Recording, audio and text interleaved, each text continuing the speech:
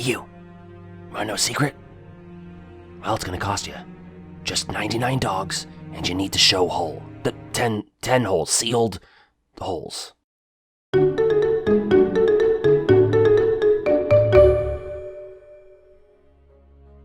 I don't think more than maybe 5 people have asked for this since I started the channel, but I've been meaning to get around to ranking all of the secret endings in Kingdom Hearts.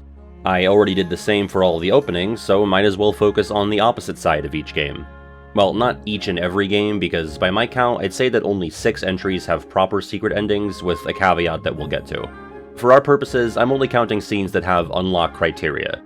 Either something extra that you have to do on a lower difficulty, or a scene that's only available by beating the game on the highest difficulty. There's a handful of scenes that are more like post-credit or epilogue scenes, mostly from the mobileverse, but you get those for free. Well, unless you spent money on medals. Would you be surprised if my system for ranking these secret endings is based on like 90% vibes? Yeah, I don't know, I guess you could say the scene's placement will be determined by a synthesis of how excited it made me feel for what comes next, and of course, if it's cool or interesting. I never really used some sort of point scale for these things. The only time I ever really got into the number weeds and invented a system was when I devised a method to determine how funny each game is. And I only really did that because I was able to make the acronym spell fart. Grown-ass man, by the way. Now, I said that there are 6 games with secret endings, so let's move on to our first entry, number 7. Ooh, he's bad at math. There's supposed to be a secret. I promise this isn't here because this game is to Sora's face as I am to Yao's fist, but the weakest secret ending for me personally is another Guardian of Light from Dream Drop Distance. This is very much a retrospective decision because if you asked me about this scene before Kingdom Hearts 3 came out, I think I'd be higher on it. But unfortunately, the big wham moment of this scene, the final shot before we cut to black with the reconnect text, doesn't really land as hard after playing KH3. Naturally, I rewatched all of these scenes for this project, and when we pan up to Kairi, I couldn't help but say, oh please. Let me be clear, let me be Sora in the final world, crystal fucking clear, I am not a Kairi hater, and I'm not just saying that so I don't get swatted or killed, I actually mean it. I'm not even someone who thinks she had nothing to do in KH3 or that she lacks character growth. I think if you walk away from KH3 with that take, you probably willfully ignored her scenes or already had your mind made up about her before playing. But I don't think you can say she's useless or doesn't do anything and then reconcile that with her bailing out Sora and by extension the other Guardians of Light. It's basically her big moment from KH1 but literally times 7. Or 9, sorry Donald and Goofy. You're just mad because she doesn't know how to use Ars Arcanum or Ragnarok, and to be honest, I'm a little mad about that too, but not to the point that I completely forget about the other really important and frankly more powerful stuff that she did in this game too. Between her princess hero shit in the Keyblade Graveyard and her scenes with Lee, I actually think it's one of Kairi's more solid outings. I'd argue she's more central to the narrative here than Riku is in the same game, which I don't think you can say about KH1 and certainly not KH2. Say what you will about her personality, and if you prefer her in 1, that's a different Prince Adam entirely. That all being said though, I think this business in the Dream Drop secret ending ultimately oversells the role she ends up having in KH3. This really gave me the impression that she was going to be much more in the mix, maybe even traveling alongside Sora or having her own playable segments. So, you know, the same thing that a lot of us want or expect out of a KH4. History rhymes and all, and history beats you over the head with unfulfilled expectations every time. I'm just joshin', I think she really has a shot this go around. I'll take that, thanks. Maybe there's a version of a KH3 script or some design documents that have Kairi more involved with the narrative outside of some brief interstitials and the endgame. Maybe her involvement in the Remind scenario was pushed off from the main game for one reason or another. I do think getting to play as her in that Armor Nort fight is a small step in the right direction, but I'm looking for something more like a giant leap at this point. I wouldn't expect her to be on a Sora or Riku level already, like you can't just throw her into the easy-bake Keyblade oven, despite what the Secret Forest might seem like in concept. I wish they would have done some weird shit, like just let her come along for some on-the-job training in a world where you've only got one extra party member, like San Francisco or the Caribbean. Pirate Kairi, her name means sea, she's built for this place. But in short, she was good in KH3, but not the level of good I was anticipating based on this being the very last, very determined face we see in the game prior. I'm here to kick ass and get my wrists grabbed, and I've got 2 wrists, so... uh-oh. Of course, I've literally only focused on like 2 seconds of this scene, which aren't even awful. Again, at the time it was exciting, and to have Kairi confirmed as one of the 7 lights, while not mind-blowing, was cool.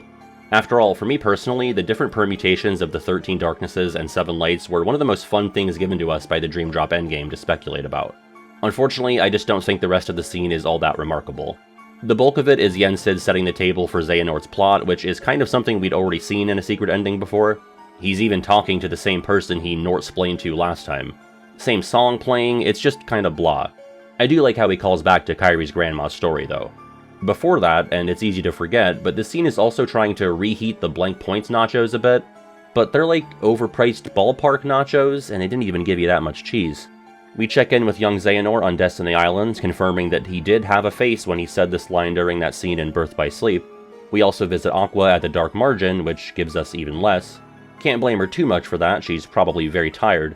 Honestly, the highlight of the whole scene for me is Donald and Goofy chilling on the steps outside the tower, wondering if they'll ever get to do anything important.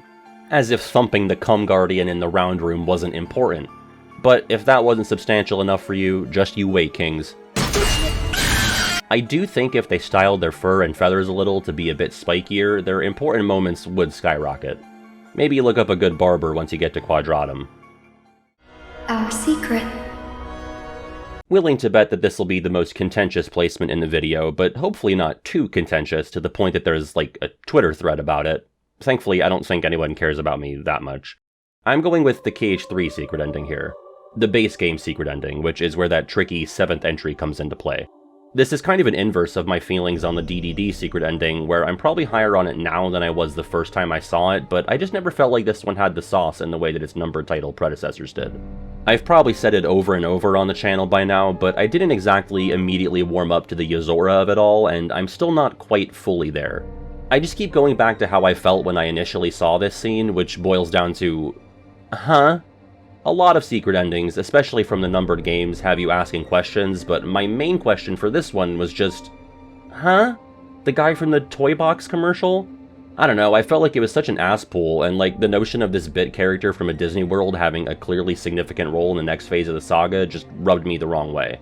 Now, given some time to think on it, especially post-Remind, I'm a bit more open to see what they do with him, but even so, I still don't find this scene particularly enthralling.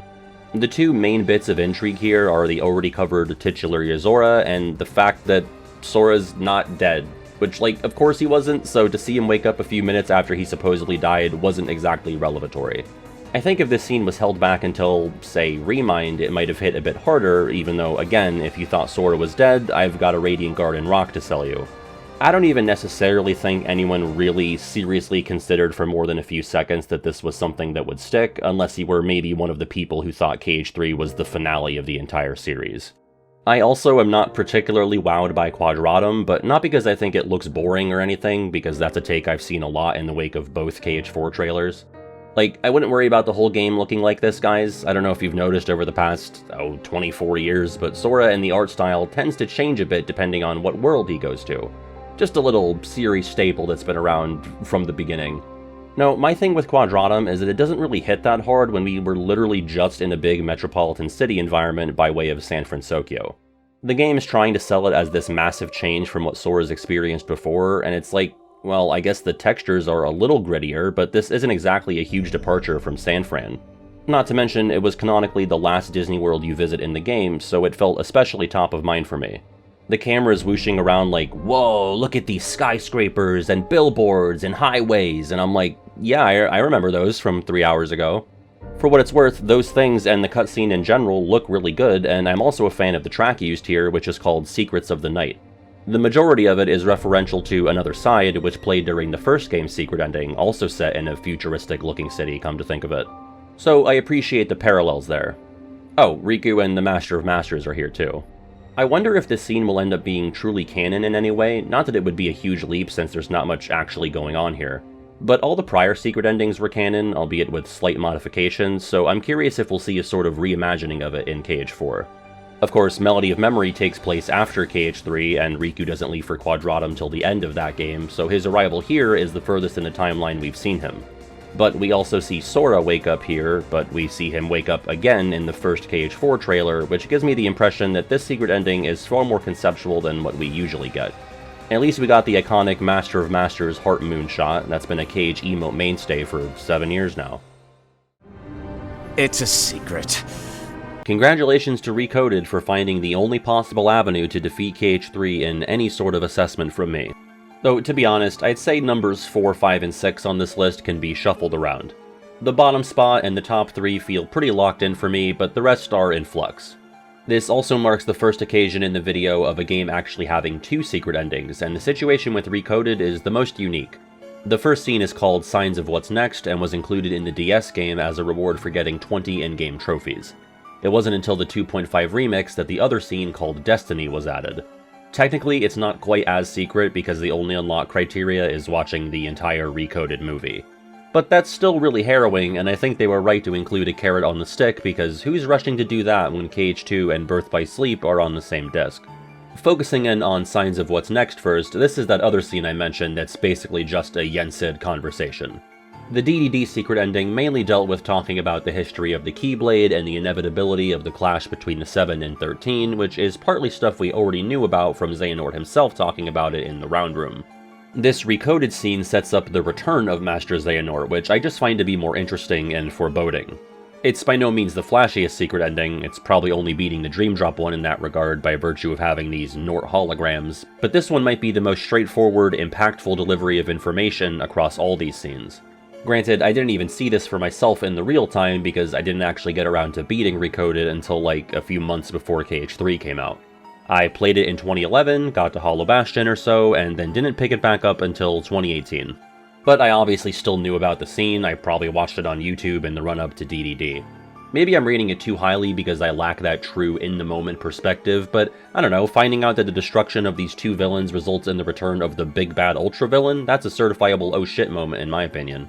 And the scene ends with Yensid dropping a Mark of Mastery, which would have had me Leo pointing at the screen had I seen it before actually taking the Mark of Mastery. I also think this serves as a fair lead-in to Dream Drop, more so than Dream Drop's ending did for KH3. But Recoded gets a bit of extra juice in this exercise thanks to that second secret ending, which stars young Xehanort and a newly revived Braig. Just to reset, since that came out alongside the Recoded movie included on the 2.5 remix in 2014, we last saw young Xehanort when he vanished from the Round Room at the end of Dream Drop Distance. But this scene takes place prior to that, since Braig hasn't switched back to Xigbar yet, and YX is here to pick which poor fuck he's gonna feed to the bald man. So this is really just a bridge scene that sheds a little extra light on Dream Drop, but considering it's like a bonus onion ring, I think it's kinda cool. It's weird that they end with young Xehanort just barely saying the start of Sayx's name though, because it's like, okay, we just get the S sound, but there's only one guy who that could be, but we're also seeing this scene after we know for a fact that he picked Sayx anyway. I guess this might play better for someone marathoning the series for the first time and watching the remix movies instead of playing the DS games. But again, I think this might have had a bit more oomph if there were other valid candidates. Like, oh man, did he pick Sayx, Sexin, Sexian, or Sexius? I will say, this feels like the first time Xigbar/Braig is written with him being Luxu in mind. You can look at his dialogue in something like a KH2 or BBS and kinda try to force the puzzle pieces in the right place, but these bits here come off as being a bit more intentional. Again, nothing hugely revelatory, but it's always fun to go back and track the through line of the Xigbar journey. You know, for how big he is on contingency plans and wanting everything to go his way, you'd think Xehanort might have put a bit more care into vetting his vessels, though I guess they all played their parts regardless of their enthusiasm for the project. You gotta keep this a secret, okay? And at number 4, we have another pair of scenes, this time much more literally, because this is the only set of good/bad endings in the KH series. Of course, I'm talking about the endings to KH3 Remind. I debated on whether or not I should even include these since they're in a weird spot. Not just by virtue of being DLC, but because you have to see one of these scenes at the end of Remind, so is it really secret?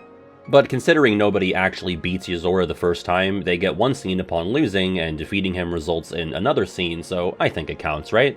Because you still beat Remind if you lose to Yozora, if you ask me. The unlock criteria in this case is actually beating him. Not gonna lie, I'm really just a sucker for these scene titles and the corresponding quotes that get dropped in their respective scenes. The scene when you lose to Yozora is called I've Been Having These Weird Thoughts Lately, which is paired with the winning scene, like is any of this for real or not. When these lines were spoken in these scenes, I was like a cartoon character shaking my head back and forth, recovering from having a piano dropped on me. I mean, you can pull from no further back than the very first thing uttered by a character in the series, the first of Sora's mini soliloquies from the intro FMV in KH1. Now, considering the quote in its original context is referring to Sora's dream, I was filled with a bit of dread that KH4 might potentially be building up to the whole series was a dream thing, but I have since chosen to have more faith in Nomura and company, if only for the sake of protecting my own sanity. As for the scenes themselves, let's just do a quick rundown of the differences between them. The bad ending results in Sora turning into a crystally popsicle, which is the second time something like this has happened to a protagonist in one of these secret endings, kinda weird.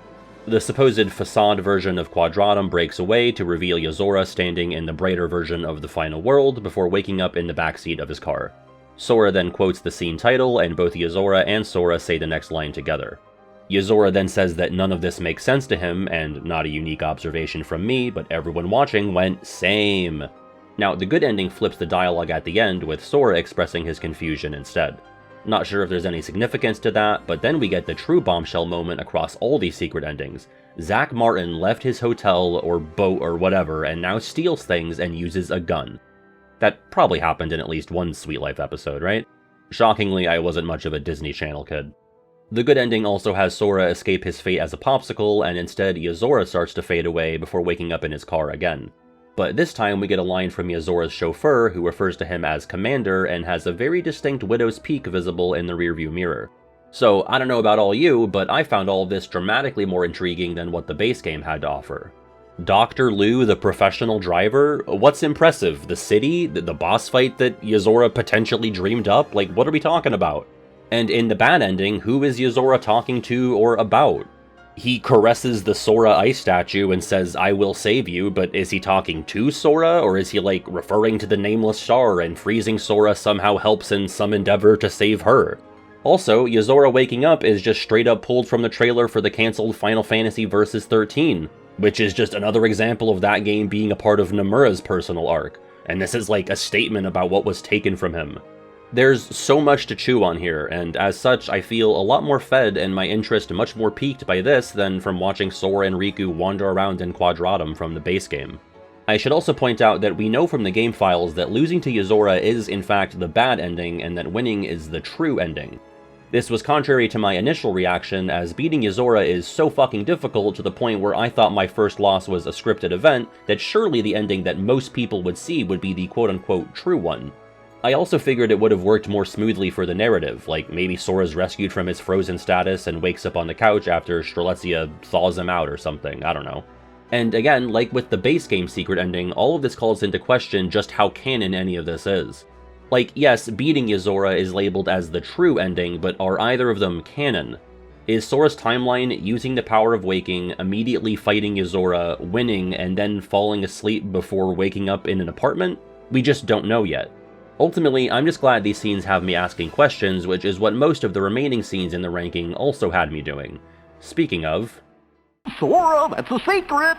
These are the big leagues now, and this one still might be showing up earlier than you'd expect, but at number 3, we've got the KH1 secret ending, Another Side, Another Story, with the expanded deep dive version that comes with Final Mix.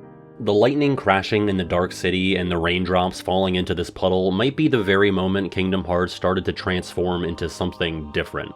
I still struggle to believe that this is even on the same disc as Wonderland, or that Roxas is on this disc from 2002. Like, that's him, with 2 Keyblades, which should put to bed the whole "the Keyblade isn't special anymore" thing, considering we had 4 characters using them by the time KH1 was said and done.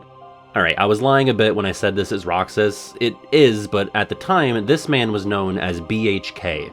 For the uninitiated, that's an initialism for blonde-haired kid that was used by the proto-KH theorists from 2002 to 2005. I do in fact remember seeing this used in real time because I was on the internet way too young. I should also clarify, I only first saw this as a grainy video on a non-YouTube site because I didn't actually beat KH1 until after I beat KH2.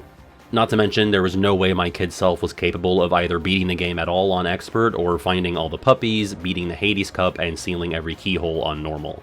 Regardless, I think a near-universal shared KH experience for fans my age or older is watching AMVs of Riku, BHK, and the Neo Shadows in 240p. It was the first thing from the series to have some real meaty fight choreography to it, and to this day, it still holds up as visually impressive. And you probably already know this, but the conceit of this secret ending was never meant to be a literal peek into the future of the series, but rather something entirely conceptual. It was just ideas that Nomura had, basically thrown into a blender, which really manifests by way of the bits of text flying around the screen.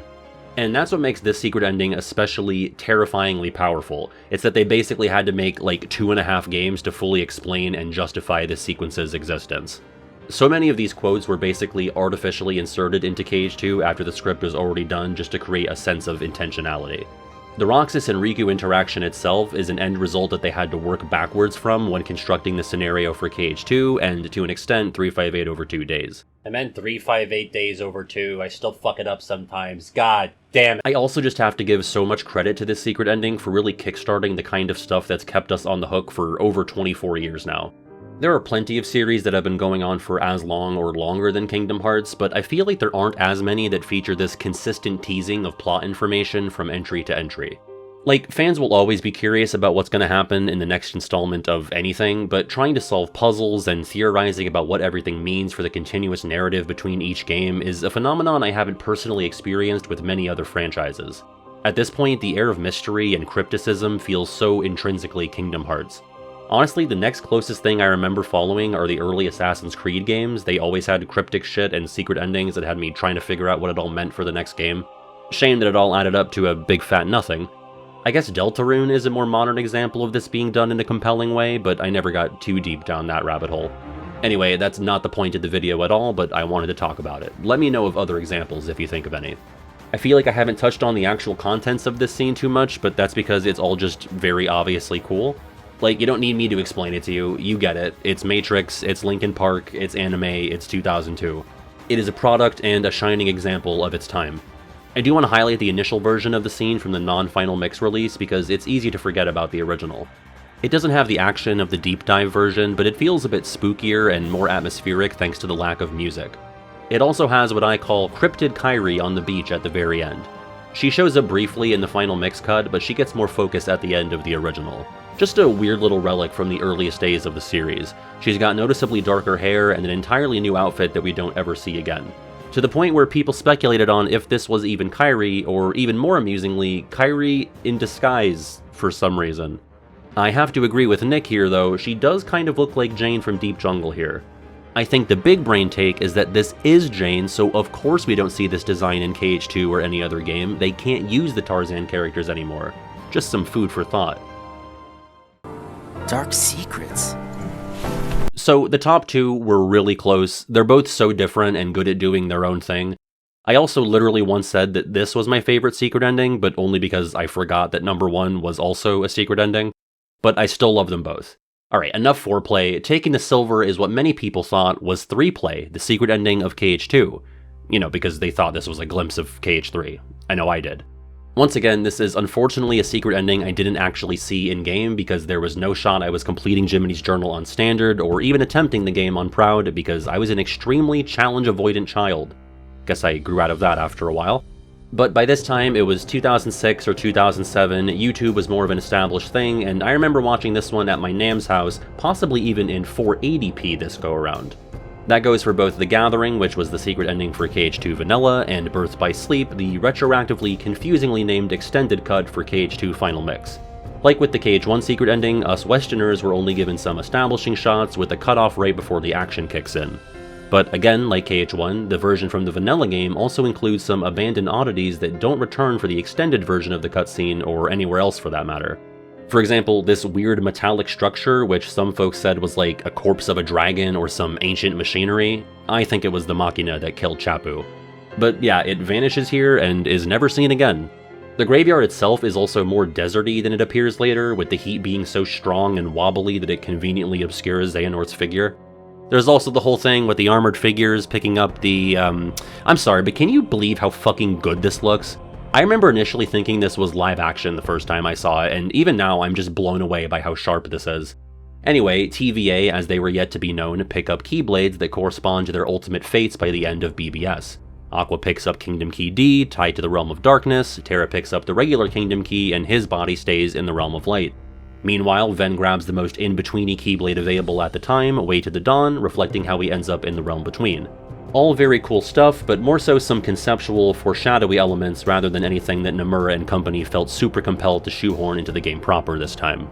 Like, I remember people really focusing in on the word chasers that appears on screen here, speculating this to be some sort of class of Keyblade wielder, or this new convention in the same vein as Heartless or Nobodies, and this just gets dropped completely, or was simply a generic way to refer to how TVA were, at times, chasing after Xehanort, I guess. But all that's just from The Gathering. The big Birth by Sleep continuation is what really sticks in people's minds, and for good reason. If you thought Another Side, Another Story was impressive, you've got another barrage of dusty Keyblades coming. The KH1 secret ending definitely had a larger emphasis on the pieces of text, but KH2's goes all in on the action, and again, still such a stunning display even today. I mean, to this day, there still isn't much, maybe not anything in the series that feels quite as cinematic as this. Despite being a snippet of a game that wouldn't release for another 3 years, it still felt like a self-contained story, and it had heart to it too. Like, you were able to glean character relationships just from their body language and facial expressions once the helmets came off. And it really cannot be overstated how flashy and frenetic it is, and how this sense of dread gradually creeps in as our obvious hero characters have the battles slip through their fingers. Of course, the disparity between how this looks and how the battles play in Birth by Sleep is massive, and I say that as a general BBS appreciator, but I don't think even my kid self thought that what was surely a preview of KH3 would play exactly like this. And yeah, that very much was a prevailing idea, that this was a snapshot of future events likely taking place in the obvious next step for the series, KH3. And this is an era where I have much more concrete memories of the theorizing going on within the nooks and crannies of all different kinds of message boards, but especially GameFAQs. I've got a lot of nostalgia for that period leading up to the handheld trio, and this secret ending focused on the upcoming entry that excited me the most. There were people who thought this scene depicted something in the future on the timeline, but just as many, if not more people, who clocked that this was set in the past. How distant in the past was a more debated subject, because you know that we had people saying that Terra and Aqua were either Riku's dad and Kairi's mom respectively, or that they were both just Sora's parents. Then you've got Roxas here for some reason, getting frozen and dropped off a cliff, also speculated by some to be Sora's father, who looks more like Sora's nobody for some reason. But then you also had folks who thought that Terra was a grown-up future version of Sora too, so ideas were really running rampant, and it was just so fun, and retrospectively, so profoundly stupid. We were in an anything goes era. A special shout out to Aid1043 who dug around for old primary sources of what people were saying at the time, including the novel theory that Terra is, obviously, a younger version of Setzer. It's times like these where I feel like my life truly is just a chip in the pile. Time to ante up. It should also be stated that considering this is still, in my eyes, the secret ending that is the most entertaining, they made sure you had to work for this and truly earn it. At minimum, you had to beat the game on critical and get the gold crown, which, you know, involves beating all the data organization fights, lingering will, and satisfying the Mushroom 13. Proud is that, plus completing the journal, and standard is all of that, plus all of the gummy routes, which, at that point, keep your secrets. It's top secret. I know conventional wisdom and fandom probably has one of the more action-heavy sequences taking the top spot here, and maybe a few years ago I would have agreed. But you know, as time goes on and my bones become brittler, I realize that while I love those kick-ass fight scenes and lore teases, that isn't ultimately what I've stuck with Kingdom Hearts for. Not that there's a right or wrong reason for being a fan or sticking around for this long. I cannot deny the power of hype moments and aura, but at the end of the day, for me, Kingdom Hearts is about connection.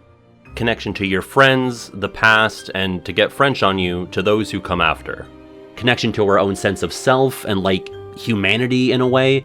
The idea that we don't have to be stuck in a status quo world, that we can do better than the people whose hubris has blinded them to the fact that they seek power for the wrong reasons. Like, I get it. You're saying these things about the Mickey Mouse game, and at this point, nearly 7 years into doing this, I still really don't know what else to tell you other than yes. Oh, I guess I haven't said the operative words of this entry here, but blank points. Secret ending for Birth by Sleep. Again, when I said that the KH2 secret ending was my favorite back in the battle survey video, it was because I legitimately forgot that blank points shared that category. Because I feel like BBS, more than any other game, has so much late game secretive stuff that it's easy to lose track of what's unlockable and what's always there.